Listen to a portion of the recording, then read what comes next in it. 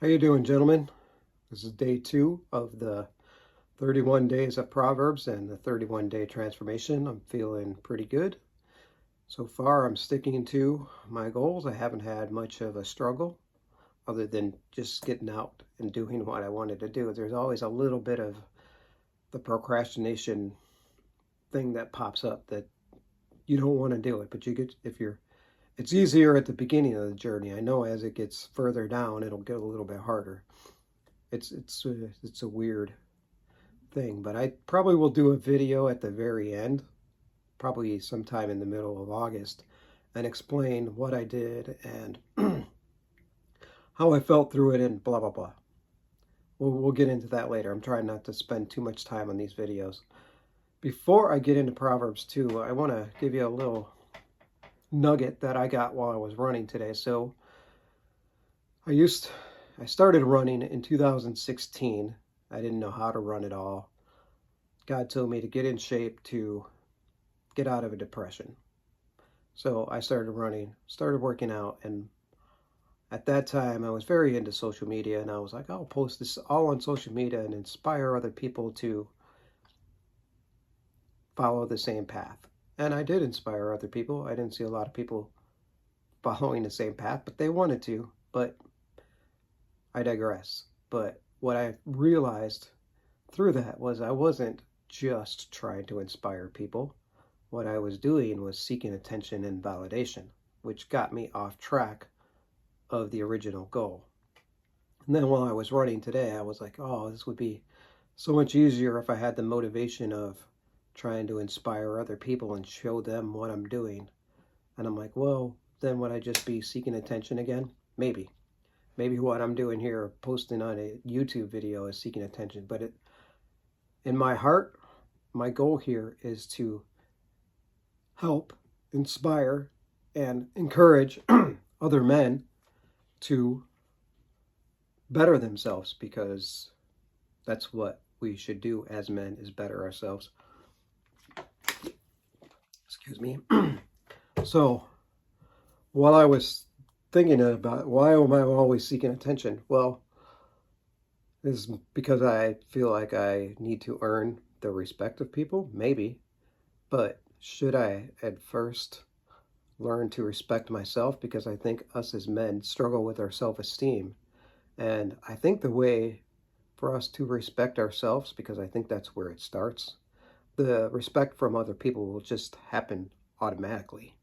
You won't need to go out and try to earn respect. Just be who you are.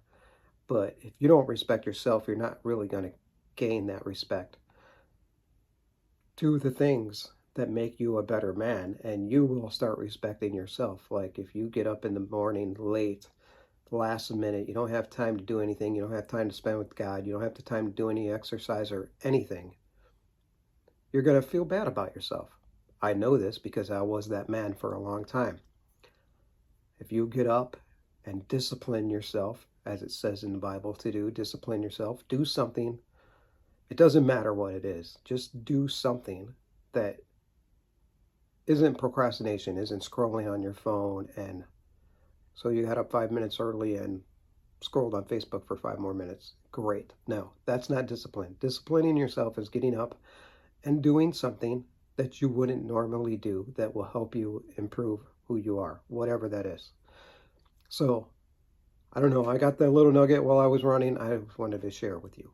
I'm trying not to make these too long, but I'm tending to talk too much. So now let's get into Proverbs 2. I'm going to read Proverbs 2, 6 through 11. For the Lord grants wisdom. From his mouth came knowledge and understanding. He grants a treasure of common sense to the honest. He is a shield to those who walk with integrity.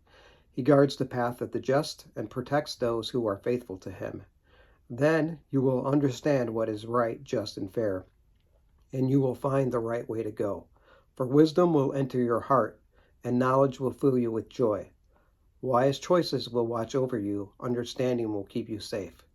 And it goes on in the chapter it kind of gives a parallel of what evil men are like, what it's like to follow and hear the words of evil men. It's not good. You can read it yourself. I am encouraging you. Like, I'm not going to go through the whole chapter every day, but if you could read with me, I would really appreciate it. If you get an insight out of it, you drop it in the comments. And again, if there's anything you're struggling with or you have questions about, just leave a comment on the video and I'll see what I can do to help you. I'll for sure will pray for you. So, Solomon, if you like I mentioned yesterday, Solomon was the wisest man on earth. He was the wisest man on earth because he prayed a prayer. God said, I will give you what you ask for. He's like, and he could have at that time asked for riches and power and fame, which he got all of those things, but he didn't ask for them. He said, I need wisdom to guide your people. God was so moved by his humble heart. The story of Solomon changes because Solomon got off track. Like all of us will get off track at some time, at some point, but knowing wisdom will help you stay on track. And if you get off the track, it will help you get back on the track. So when Solomon asked for wisdom, God granted him the wisdom, and he said, you have more wisdom than any other man to ever walk the earth. And Solomon, that's why we have these Proverbs. I encourage men to always read Proverbs. It's where it will guide you through life. So that's my encouragement for today. I hope you enjoyed. Again, like, subscribe, share the video. Same thing if you're listening on the podcast. Like, subscribe, share. The more men you send this out to, the more men we will reach. And as we reach more men, we will change the world together. God bless you.